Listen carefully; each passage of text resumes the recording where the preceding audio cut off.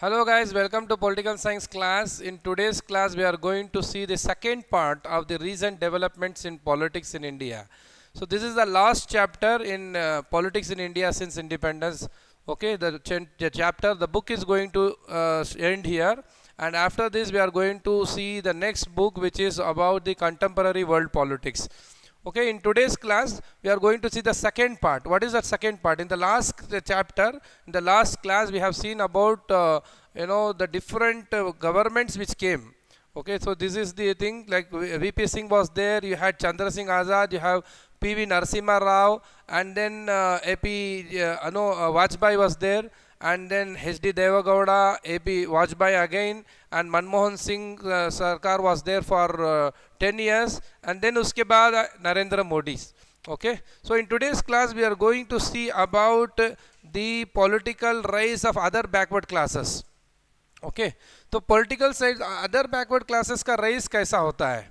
So you know that Congress का vote bank कम होता है, and then there is a huge rise, okay, of other backward classes. We know that SC ST के लिए तो constitution में ही उनको रिजर्वेशन वगैरह मिल गया है, but what about other backward classes. Other backward classes के लिए ऐसा कुछ रिजर्वेशन नहीं था, तो वहाँ पर बेसिकली एक पॉलिटिक्स होता है and new political parties come up, and then finally there was a rise, and different political parties have to accept the the needs and the proponents which these OBCs, the other backward classes, wanted to have. Okay, so it was one long term development which happens after the emergency period itself they started. तो slowly इसमें ये होता है, different political parties नए आते हैं और मंडल commission भी बनता है. तो आज के क्लास में हम आपको समझाएंगे कि व्हाट इज़ मंडल कमीशन के रिकमेंडेशंस क्या थे और पॉलिटिक्स कैसा उसके बाद चेंज होता है. ओके तो जैसा कि मैंने बताया, SC ST के लिए तो रिजर्वेशंस था, वेराज OBC सोशल बैकवर्डनेस के लिए तो पहले से ऐसा कुछ नहीं था. तो the support of the Congress सब डिक्लाइन होता है और नए पॉलिटिकल पार्टीज आने लगते हैं, नॉन कांग्रेस पार्टीज आने लगते हैं. तो the rise of these parties first found political expression at the national level in the Janata Party organisation. We know that emergency के बाद जो जनता गवर्नमेंट बनती है उसमें ये सब पार्टीज आ जाते हैं जिनका मेनली OBC का वोट बैंक रहता है. ओके वोट बैंक आप देख सकते हैं कि कांग्रेस में था पहले ये OBCs का, अदर बैकवर्ड क्लासेस का, लेकिन स्लोली वो घट जाता है और ये वोट बैंक चले जाता है डिफरेंट पॉलिटिकल पार्टीज, जैसा कि समाजवादी पार्टी है या जनता दल है, ऐसे पार्टीज के पास चले जाता है. तो आप देख सकते हैं कि डिफरेंट पॉलिटिकल पार्टीज उस वक्त आए थे. भारतीय क्रांति दल था, देन समाजवादी सोशलिस्ट पार्टी, ये सब पावरफुल बेसिस रखते थे OBC का. अब चलते हैं समझने के लिए कि मंडल कमीशन क्या है. तो मंडल कमीशन अगर एक स्टूडेंट नहीं जानता है तो वो इंडिया का पॉलिटिक्स नहीं जानता, हम बोल सकते हैं. तो इतना इम्पोर्टेंट है मंडल कमीशन, बिकॉज इंडिया का एक पॉलिटिकल ट्रैजेक्टरी को इसे चेंज कर दिया. तो इसलिए हमको समझना है मंडल कमीशन क्या है, कब इम्प्लीमेंट हुआ था. ओके 1980s में जनता दल की सरकार आती है और इनका मेन जो ये होता है स्ट्रॉन्ग सपोर्ट बेस जो है OBC से होता है. The decision of the national government front, अब मैं आपको समझाया भी था कि नेशनल फ्रंट गवर्नमेंट आई थी. Okay after Indira Gandhi time, after the death of Rajiv Gandhi. तो ऐसा नेशनल फ्रंट गवर्नमेंट जब VP सिंह की सरकार बनती है तो वहाँ पर politics of other backward classes movement बहुत स्ट्रांग हो जाता है.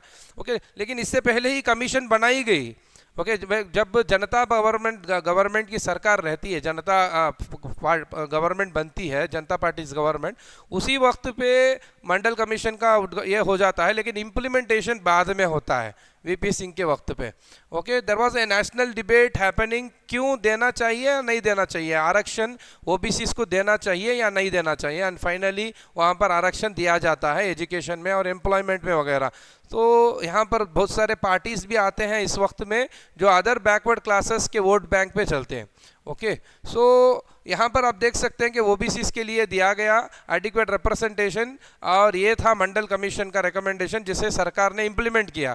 एडमिनिस्ट्रेशन में भी और पॉलिटिकल पावर में भी इन लोगों का यहाँ पर रईस होता है.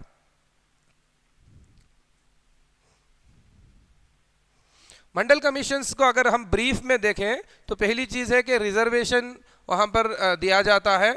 ऑलरेडी हमको सदर्न स्टेट्स में दिखता है कि ओबीसी रिजर्वेशंस था, इफ नॉट इन 1960s आप देख सकते हैं कि रिजर्वेशंस था। देन इसके बाद अगर देखेंगे तो what about north India, north India में ऐसा कुछ रिजर्वेशन ही नहीं था, तो it was not operative in the north Indian states. और ये डिमांड उठती रही थी कि अदर बैकवर्ड क्लासेस, स्पेशली जो शूद्रा वर्णा में आते थे, ये सब लोग अदर बैकवर्ड क्लासेस में आते थे और इनका कुछ डेवलपमेंट नहीं होता था, तो इसलिए ये मांग उठती थी। और कर्पूरी ठाकुर का नाम हमको जानना ज़रूरी है और ये सवाल यूपीएससी के लिए भी आ सकता है, सीयूटी के लिए भी आ सकता है। देखिए कर्पूरी ठाकुर जो चीफ मिनिस्टर थे बिहार के, he was the pioneer in this direction. तो the question can be asked कि who was the pioneer in the direction of reservation for the other backward classes in North India. तो इसका answer होगा कर्पूरी ठाकुर, जो introduce किए थे नए policy of reservation. और सेंट्रल गवर्नमेंट आप देख सकते हैं कि मंडल कमीशन को कब बनाया था, 1978 में बनाया था। ओके 1978 कब आता है, जैसा कि इमरजेंसी ख़त्म हो जाती है और नई सरकार जनता गवर्नमेंट की बनती है, तो उस वक्त मंडल कमीशन को बनाया गया। ठीक है, और मंडल कमीशन, मंडल का नाम क्या है, बिंदेश्वर प्रसाद मंडल, इनका कंप्लीट नेम है, फुल नेम है बिंदेश्वर मंडल प्रसाद मंडल, इनके नाम से ये बनाई गई। और ये सेकेंड बैकवर्ड क्लास कमीशन थी। ओके इससे पहले भी एक बैकवर्ड क्लासेस कमीशन आ चुकी है, this is the second backward classes commission. Okay तो अगर आप देखेंगे कि मंडल कमीशन और क्या करी थी, ये बेसिकली इन्वेस्टिगेट करी थी आपका education on social backwardness of OBC क्या है, अदर बैकवर्ड क्लासेस की हालत इंडिया में क्या है, इसके ऊपर ये ब्रीफ एक स्टडी किया था और इसके रिकमेंडेशंस भी दिए गए। कमीशंस गेव इट्स रिकमेंडेशन 1980, तकरीबन आप देख सकते हैं कि हो गया, जैसा ही 78 में बनाई गई 80 में उसका रिकमेंडेशंस आ गया, लेकिन उसे इम्प्लीमेंट नहीं किया गया because of the political issues at the time going on, because overall India में प्रोटेस्ट होना शुरू हो गए थे okay against this no giving reservation for the OBCs. Backward classes को बोला गया should be understood as the mean backward caste करके माना जाना चाहिए, बिकॉज बैकवर्ड क्लासेस में अक्सर ये बैकवर्ड कास्ट ही आ रहे हैं। ठीक है, तो ऑलरेडी हम जानते हैं कि एससी एसटी के लिए रिजर्वेशंस तो था, तो मंडल कमीशन का मेन चीज़ ये थी कि वो रिजर्वेशन की बात की ओबीसीज के लिए, और वो कहा कि 27% of seats no should be reserved for OBCs, educational institutions में और गवर्नमेंट जॉब्स में ये देना चाहिए करके मंडल कमीशन ने बताया। And then you can see found that backward caste had a very low presence. क्यों ये रिजर्वेशन देना चाह रहे थे, बिकॉज अदर बैकवर्ड क्लासेस का जो स्ट्रेंथ बहुत ज़्यादा था नंबर्स, लेकिन उनका जो प्रेजेंटेशन जो प्रेजेंस जो था वो बहुत कम था, इसलिए 27% रिजर्वेशन की वो जो रिकमेंडेशन दिया था मंडल कमीशन ने। ओके और दूसरे भी रिकमेंडेशंस दिए थे, specially you know land reform के बारे में, ताकि ओबीसीज का ये जो है ना इम्प्रूव कर सके, उनका स्टेटस इम्प्रूव कर सके। Okay what happens next, recommendation तो आ जाता है, कौन उसे इंप्लीमेंट किया, वो कैसे किया, वो हमको जानना जरूरी है। And finally in August 1990 National Front सरकार बनती है और ये कहती है कि मंडल कमीशन के रिकमेंड हम इंप्लीमेंट करेंगे। Okay reservation for OBC in the jobs in the central government and its undertaking. अब जानिए कि 10 साल बाद exactly 10 years afterwards central government जो नेशनल फ्रंट गवर्नमेंट वीपीसी सिंह की सरकार रहती है, तो उस वक्त ये डिसाइड किया जाता कि सेंट्रल गवर्नमेंट यहाँ पर इम्प्लीमेंट करेगी सेंट्रल गवर्नमेंट जॉब्स में और उसके अंडरटेकिंग्स में। मतलब जो भी सरकारी सेंट्रल गवर्नमेंट के जो कंपनीज हैं ओके पब्लिक सेक्टर एंटरप्राइजेस है, वहाँ पर आरक्षण को इम्प्लीमेंट किया जाएगा ओबीसीज के लिए, ये बोला गया। लेकिन ये स्पार्क एगिटेशंस और वायलेंट प्रोटेस्ट ओवरऑल इंडिया में होने लगा और उसे कोर्ट में भी चैलेंज किया गया। Is one important question you can be asked in your CUT exam, वो है इंदिरास्वानी केस। इंदिरास्वानी केस क्या था, बेसिकली ये ओबीसी को जो आरक्षण दिया गया उसे चैलेंज किया गया सुप्रीम कोर्ट में, और सुप्रीम कोर्ट का जजमेंट आया ये रिजर्वेशन के फेवर में आया। तो इंदिरास्वानी जो इंदिरास्वानी केस जो है फेमस केस है, इसे आपको याद रखना चाहिए, आपके एग्जाम के लिए एक सवाल यहाँ पर है। और नवंबर 1992 में सुप्रीम कोर्ट अपहोल्ड करता है गवर्नमेंट के इसे लेजिस्लेशन से कि रिजर्वेशन दिया जा सकता है, आरक्षण दिया जा सकता है ओबीसीज के लिए। लेकिन अब यहाँ पर देखिए कि डिफरेंट पॉलिटिकल पार्टीज के बीच में डिफरेंसेस रहते हैं, लेकिन आज की हालत क्या है? आज की हालत यह है कि सब पॉलिटिकल पार्टीज ने उसे एक्सेप्ट कर लिया है कि ओबीसी के रिजर्वेशन हो सकता है।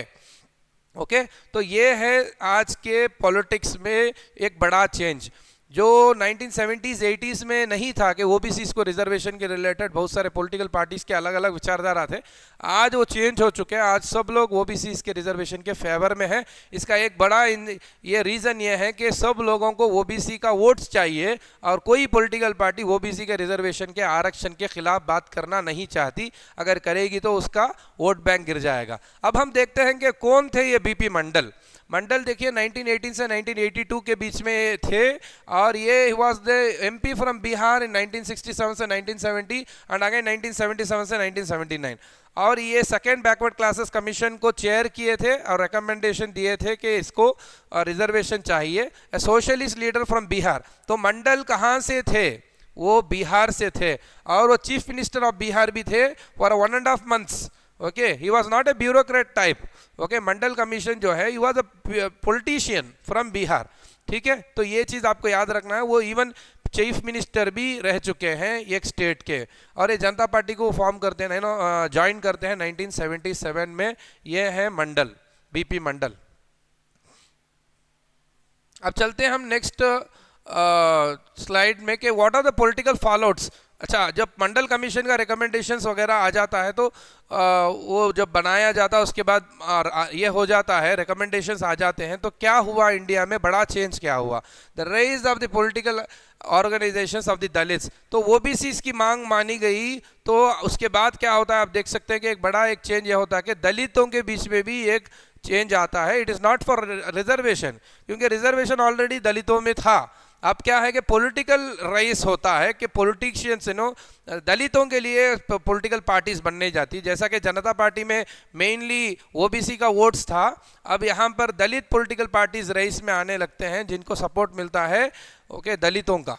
तो 1978 में आप देख सकते हैं backward and minorities committees employments federation बनता है। ओके, जिसे BAMCF BAMSF कहते हैं। और फाइनली वो जो है ना, इट इज़ नॉट जस्ट एक ट्रेड यूनियन जैसा नहीं रहता है, लेकिन वो एक पॉलिटिकल विचारधारा को लेके चलता है। और फाइनली बहुजन समाजवादी पार्टी बनती है। ओके, बहुजन में कौन कौन आएंगे? ये क्या एक सवाल हो सकता है आपके CUT के लिए। बहुजन में आप देखें SC आएंगे, ST आएंगे, OBC आएंगे, एज वेल एज आपके माइनॉरिटीज़ भी आएंगे। तो चार चीज़ें बहुजन में आते हैं। ठीक है, तो ये चार लोग SC community, ST, scheduled tribes, other backward classes and minorities.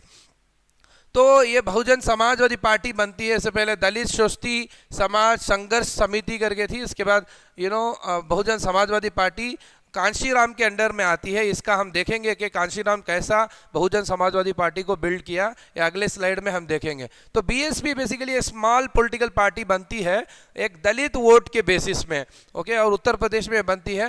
1989 और 1991 में इलेक्शंस में ये बहुत बड़े एक जीत हासिल करती है। And first time in Indian independence, first time in independent India, ये दलित पॉलिटिकल पार्टी विंस दी इलेक्शंस, असेंबली इलेक्शंस। मैंने आपको ऐसा ही एक इंटरेस्टिंग चीज बताया है इससे पहले। First time a communist party wins an election in entire world.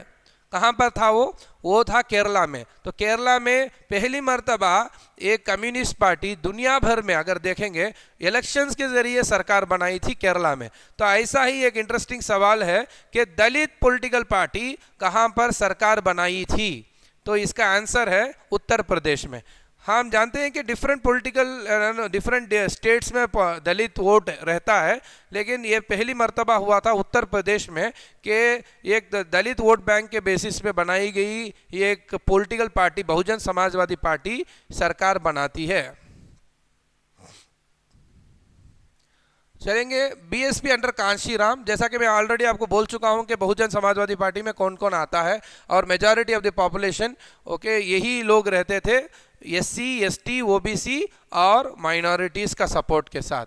Okay, since then the BSP has emerged as a major political player in the state and has government on more than one occasion. Okay इसका main support कहाँ से आता है, दलित voter से आता है, और दूसरे लोगों का भी सपोर्ट इसको है। Many parts of the India Dalit politics and OBC politics आने लगी, ये 1980s के बाद का बड़ा चेंज है। तो इससे पहले ऐसा कुछ नहीं था ओवरऑल इंडिया में कि दलित पॉलिटिक्स ओबीसी पॉलिटिक्स इतना स्ट्रांग आने लगा। ये हो रहा है आफ्टर द मंडल कमीशन का रिपोर्ट वगैरह आने के बाद, ये यहाँ पर एक बहुत बड़ी एक राइज हो रही है OBC politics as well as Dalit politics in India. ये कंपटीशन विद ईच अदर भी चलते हैं।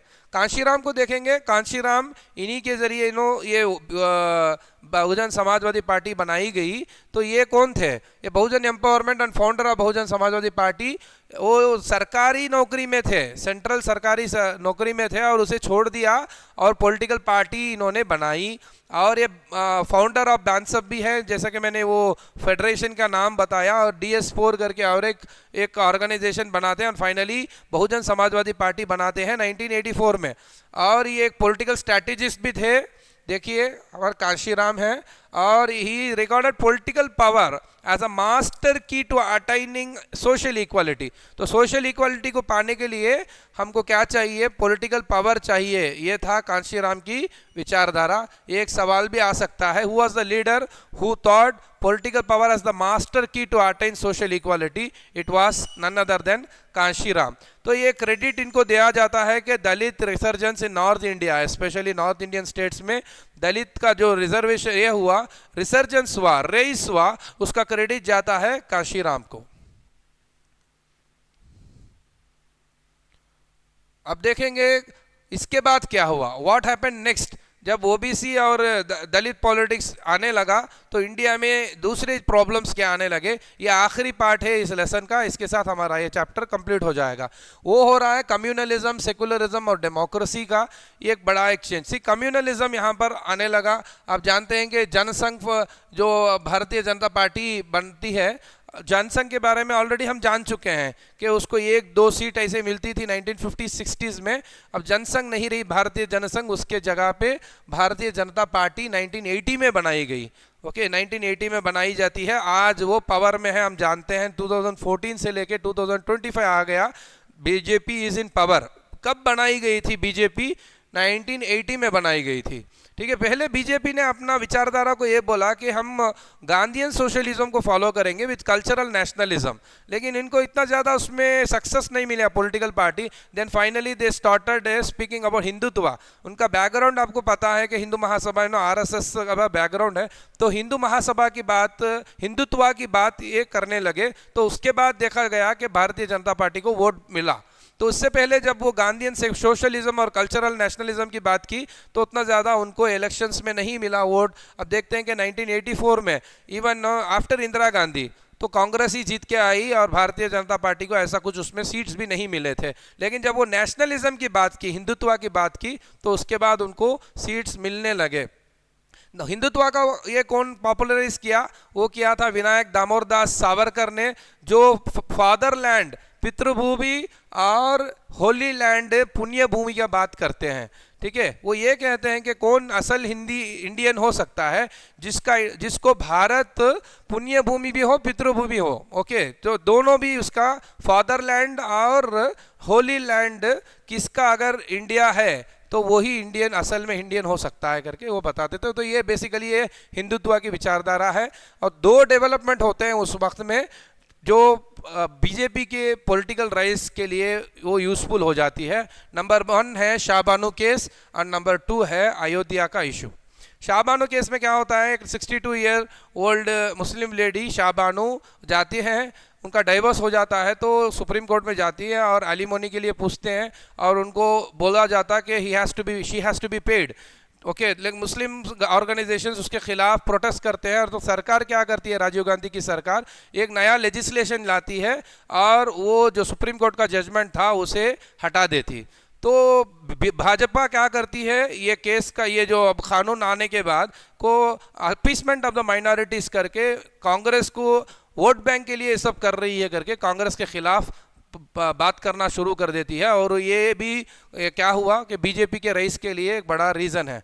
दूसरा है अयोध्या इशू। हम जानते हैं अयोध्या में क्या हुआ था, बाबरी मस्जिद वाज देयर एंड देन उसका डेमोलिशन होता है एंड देन वहाँ पर केस चलते आ रहा था बहुत सालों से एंड फाइनली 2019 में वहाँ पर मंदिर बनने के लिए इजाज़त सुप्रीम कोर्ट से दी जाती। तो ये दो इशू, शाहबानो केस और अयोध्या का इशू, भाजपा के रईस के लिए बड़ा दो रीज़न है। तो ये भी आपके लिए सवाल आ सकता है, what are the issues which gave rise to the rise of Bharatiya Janata party in India.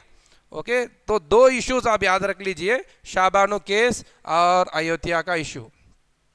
Okay, अब लास्ट पार्ट यह है कि कैसा इंडिया में न्यू कंसेंसस बिल्ड हुआ। अब जानते हैं कि पहले सिर्फ कांग्रेस थी, बाद में जनता पार्टी आती है, बाद में भारतीय जनता पार्टी आ गई और बहुत सारे ओबीसी पॉलिटिकल पार्टीज आ गए, दलित पार्टीज आ गए। इन सब के बीच में कहीं ना कहीं लोग मिलके काम करना शुरू कर लिए थे। ये है ब्यूटी ऑफ इंडिया। 1990s में 2000s में हम देख सकते हैं कि यहाँ पर कंसेंसस बिल्डअप होने लगे। ओके, तब ये पीरियड में बेसिकली कांग्रेस डाइल्यूट होती है, वो पावरफुल कांग्रेस नहीं थी जो इंदिरा गांधी के वक्त में थी या जवाहरलाल नेहरू के वक्त में थी या उसके बाद इंदिरा गांधी के वक्त में थी, ऐसी नहीं थी। तो उसकी डिक्लाइन होने शुरू हो गई और भाजपा की राइज होने शुरू हो गई। तो बेसिकली यहाँ पर कंसेंसस होने, बहुत सारे पार्टीज कांग्रेस के साथ मिलके, ओबीसी के साथ मिलके काम करना शुरू कर लिए थे। आप देख सकते हैं कि कैसा, देखिए पार्टी का पोजीशन कैसा है लोकसभा में 1984 से लेके 2019 तक यहाँ पर दिया गया है। ये जो ऑरेंज कलर है, पिंक कलर में जो है ये भाजपा का है और कांग्रेस का ये पर्पल कलर में। तो बेसिकली 1984 इंदिरा गांधी के बाद जो इलेक्शन होता है 415 सीट्स जीतती है कांग्रेस, वेराज भाजपा के पास सिर्फ 2। ये सेम नंबर है 1952 में। 1952 में जो पहला इलेक्शन जब होता है तो वहाँ पर भी जनसंघ को सिर्फ 2 सीट मिले थे। वही हालत थी 1984 में। लेकिन आप देखते ही देखते, आप देखिए 2019 में 303 सीट जीतती है भाजपा और कांग्रेस के पास सिर्फ 52। तो ये यहाँ पर basically the fall of the Congress and the rise of the भारतीय Janata party is happening here. Similarly vote share को अगर देखेंगे तो वोट शेयर भी ऐसा ही है। कांग्रेस का वोट शेयर 48.1% और भाजपा का वोट शेयर 7.4% था 1984 में। लेकिन आप देखते ही देखते आप देख सकते हैं कि कांग्रेस का वोट शेयर 19.5% हो जाता है और भाजपा का वोट शेयर 37.4% हो जाता है। तो ऐसा भाजपा ग्रो करती है इस टाइम पे। अब देखेंगे कि what are the consensus which are made. अब यहाँ पर देख सकते हैं, ये मैं आपको ऑलरेडी स्लाइड में समझा चुका हूँ कि कैसा टफ कंपटीशन इन दोनों के बीच में हुआ। अगर भाजपा और कांग्रेस का ये वोट शेयर को जमाते हैं तो वो 50% से ज़्यादा आ जाते हैं, जो कोई पॉलिटिकल पार्टी के पास ये नहीं है।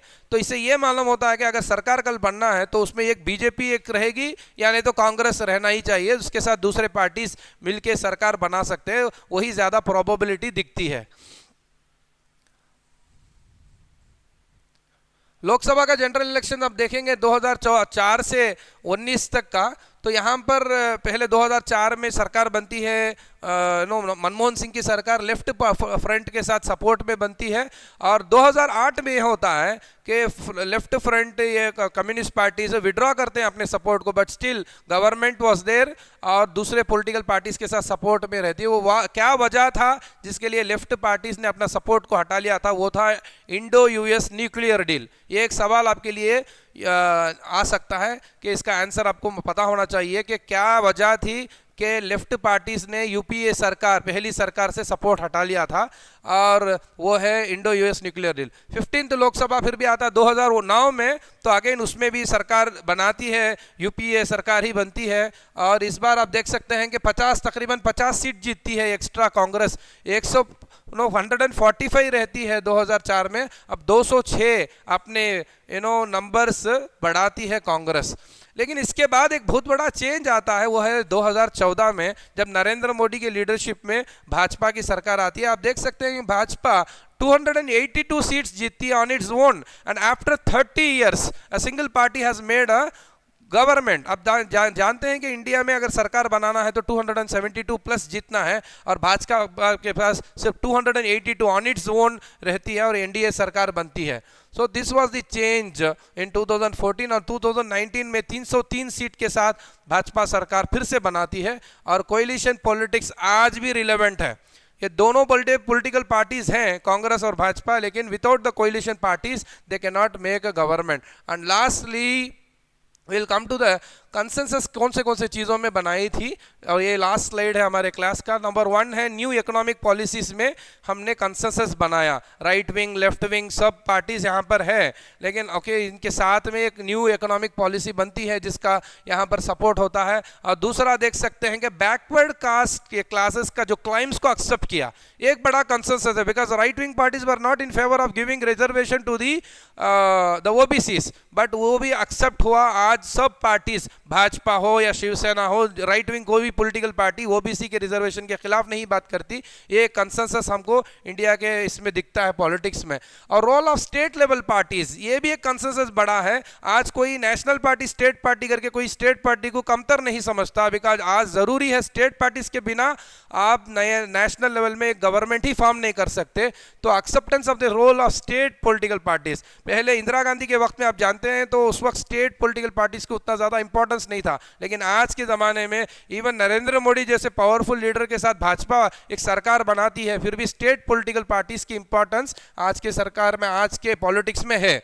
और चौथी चीज है कि फोकस टू पावर शेयरिंग. ये जो कोलिशन बनती थी पहले आइडियोलॉजिकल बेसिस में बनती थी, लेकिन आज एक्सेप्टेंस के साथ बनती है कि कितना पावर मिलेगा हमारे पॉलिटिकल पार्टीज को, तो ऐसे इसमें ये कोलिशन बनती है. जैसा इसका बेस्ट एग्जांपल हम बोल सकते हैं कि Shiv Sena is a right wing party, but still वो महागठबंधन वगैरह भी उसका अलायंस में आ जाती है, इंडिया अलायंस में आ जाती है. तो ऐसा पावर शेयरिंग को रख के आज काम कर रहा है मोर देन द आइडियोलॉजी. तो ये 4 एक कंसेंसस चीज़ों के ऊपर आज हमारा पॉलिटिक्स चल रहा है. आने वाले दिनों में भी इंडिया का पॉलिटिक्स इसी दिशा में जाने वाला है. तो we need to see how our Indian politics is going on. तो आज मैं आपको ये क्लास कंप्लीट कर रहा हूँ. एक बुक हमने 1947 से शुरू किया था और ये फाइनल 2019 तक कंप्लीट किया है. तो इसका ओवरऑल पॉलिटिक्स ऑफ इंडिया आपको समझ हो गया.